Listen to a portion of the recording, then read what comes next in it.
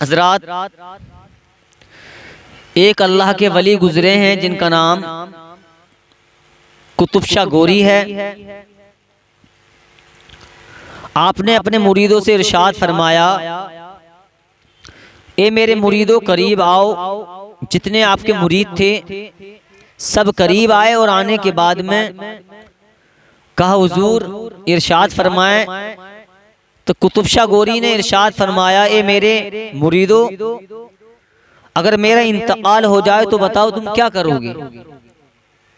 تو مریدوں نے کہا حضور جو آپ کی وصیت ہے، جو آپ ہم سے کہہ کر جائیں گے ہم ویسا ہی کریں گے جیسے آپ ہم سے ارشاد فرمائیں گے، آپ کی جیسی وصیت ہوگی۔ اب پیارے مسلمانوں، حضور قطب شاہ گوری نے کہا جب میرا انتقال ہو جائے تو مجھے غسل دینا، کفن پہنانا، اور کفن پہنانے کے بعد میں جنازہ تیار کرنا۔ جب جنازہ تیار ہو جائے تو اس کو لے کر چلنا۔ تو قطب شاہ گوری نے جب اتنا کہا، مرید نے کہا حضور کب تک چلیں؟ حضور کب تک چلیں؟ تو قطب شاہ گوری نے کہا جب تک چلنا جب تک میرا جنازہ نہ رکے، اور جہاں میرا جنازہ رک جائے مجھے وہیں دفن کر دینا۔ آپ کا یہ وصیت تھی۔ کچھ ہی دن بعد حضرت کا وصال ہو گیا، دنیا سے کوچ کر گئے، یعنی کہ انتقال ہو گیا۔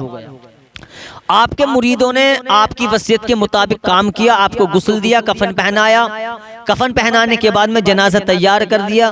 اللہ کے نیک بندے تھے، اللہ کے ولی تھے، جنازہ تیار کیا۔ اب آپ کے مریدوں نے کاندھوں پر اٹھایا، اللہ اکبر، اٹھانے کے بعد میں اب چلتے جا رہے ہیں، صبح سے لے کر شام ہو گئی لیکن جنازہ رکنے تیار نہیں ہے۔ اللہ اکبر، ایک دن گزرا، 2 دن گزرا لیکن جنازہ نہ رکا، 1 مہینے کا عرصہ ہو گیا لیکن جنازہ نہ گزرا۔ اب ہوتے ہوتے 6 مہینے ہوئے ہیں لیکن جنازہ نہ رکا۔ اب ہوتے ہوتے 1 سال ہوا ہے لیکن جنازہ نہ رکا۔ اللہ اکبر، 2 سال ہو گئے لیکن جنازہ نہ رکا، 3 سال ہو گئے لیکن جنازہ نہ رکا، 5 سال ہو گئے لیکن جنازہ نہ رکا۔ مرید فرماتے ہیں کہ ہم اپنے پیر کا جتنا جنازہ آگے لے کر جا رہے تھے جنازے سے اتنی ہی خوشبو آ رہی تھی۔ یہ کس کی پہچان ہے؟ یہ ایک اللہ کے نیک بندے کی پہچان ہے، یہ ایک ولی کی پہچان ہے کہ جتنا جنازہ آگے جا رہا تھا، جتنا جنازہ وہ لے کر چل رہے تھے، مرید فرماتے ہیں اتنا ہی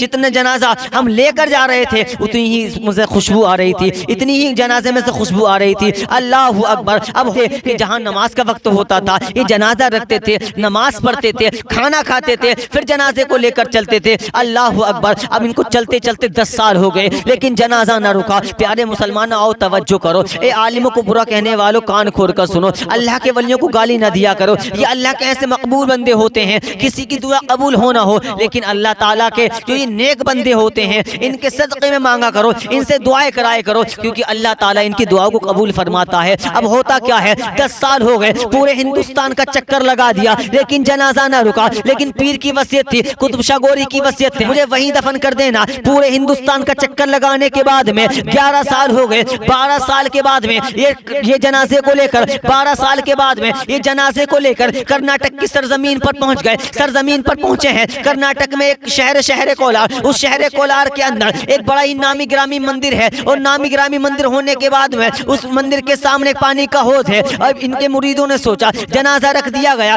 جیسے ہی جنازہ رکھ دیا ہے آپ وضو کرنے کے لیے اس حوض پر بیٹھ گئے، اتنے میں مندر کا پنڈت آ گیا۔ آنے کے بعد میں کہا تم مسلمانوں کو کوئی کام نہیں ہے، تم قرآن پڑھنے والوں کو کوئی کام نہیں ہے، تم ٹوپی والوں کا کوئی کام نہیں ہے۔ کہا پنڈت جی سنو تو صحیح، ہم وضو کریں گے، کھانا کھائیں گے، نماز پڑھ کے اپنے پیر کا جنازہ لے کر چلے جائیں گے، اپنے پیر کا جنازہ لے کر چلے جائیں گے۔ اللہ اکبر، اب اس پنڈت نے کہا ٹھیک ہے جلدی جلدی وضو کر لو، جلدی جلدی نماز پڑھ لو، جلدی جلدی کھانا کھا لو، لیکن یہاں سے جلدی چلے جاؤ۔ جو ان میں سے سردار تھا، جو مرید بڑا تھا اس نے کہا پنڈت جی اتنی جلدی کیوں کر رہے ہو؟ اس پنڈت نے کہا شام کے وقت ایک رانی آتی ہے، رانی بڑی چلاک رانی ہے، اگر اس نے تمہیں دیکھ لیا وہ تمہیں بھی ہلاک کرا دے گی، تم کو بھی قتل کروا دے گی اور مجھے بھی قتل کروا دے گی۔ اتنا سنا ہے، سننے کے بعد میں آپ کے مریدوں نے وضو کیا ہے، وضو کرنے کے بعد نمازیں کرنے کے بعد میں آپ نے کھانا کھایا۔ اب کھانا کھانے کے بعد میں نماز سے فارغ ہوئے، نماز سے فارغ ہونے کے بعد میں اب کھانا کھایا، اور کھانا کھانے کے بعد میں اب آپ کے مریدوں کو جنازے کو اٹھانے اٹھانے کی کوشش کی، یعنی کہ جنازہ اٹھایا،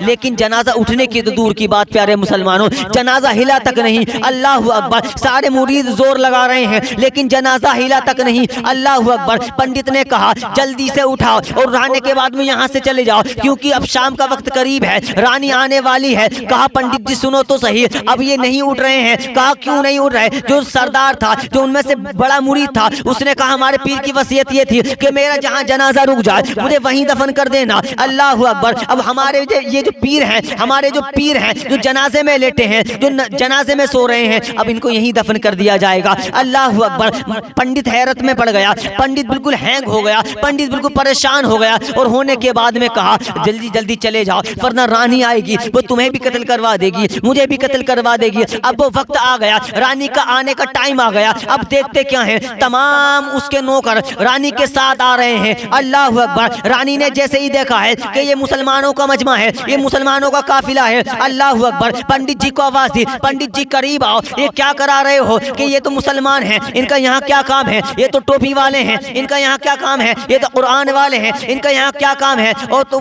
پنڈت نے کہا تھا رانی یہ کچھ نہیں بلکہ یہ جو چارپائی پر لیٹے ہیں، اس کو چارپائی تو لگ رہی تھی، اسے نہیں کہا کرتے ہیں۔ اللہ اکبر، اس پنڈت نے کہا رانی یہ جو لیٹے ہیں یہ ہل تک نہیں رہے۔ کہا کیسا مذاق ہے پنڈت جی، یہ عام انسان، یہ مرا ہوا انسان کیا روکے گا؟ اس مرے ہوئے انسان میں طاقت کہاں سے آ گئی؟ کہا یقین کرو، اب رانی نے اپنے غلاموں کو حکم دیا جاؤ جنازہ اٹھاؤ اور باہر پھینک دو۔ اللہ اکبر، وہ جنازہ کسی دنیا ادار کے عام انسان کا سمجھ رہی تھی، اس کو معلوم نہیں تھا یہ جو جنازہ ہے اللہ کے ایک دوست کا جنازہ ہے، اللہ کے ایک ولی کا جنازہ ہے۔ اب جیسے غلام آئے ہیں، اب انہوں نے بھی اٹھانے کی کوشش کی، لیکن قسم خدا کی مسلمانوں، جنازہ اٹھنے کی تو دور کی بات، ہلا تک نہیں۔ اللہ اکبر، جب نہیں ہلا سارے غلاموں کو لگا دیا لیکن جنازہ نہ ہلا، پھر اس نے ہاتھیوں کو منگایا، ایک زنجیر کا کونا ہاتھیوں کے پیروں میں باندھ دیا، ایک زنجیر کا کونا جنازے میں باندھ دیا، یعنی کہ مسیری میں باندھ دیا۔ اب فلوان کو حکم دیا، اپنے غلاموں کو حکم دیا، اے غلاموں سنو، اب ہاتھیوں کو ہانکو۔ جیسے ہی ہاتھیوں کو ہانکا گیا پیارے مسلمان، زنجیر بیچ میں سے ٹوٹ گئی لیکن جنازہ نہ ہلا۔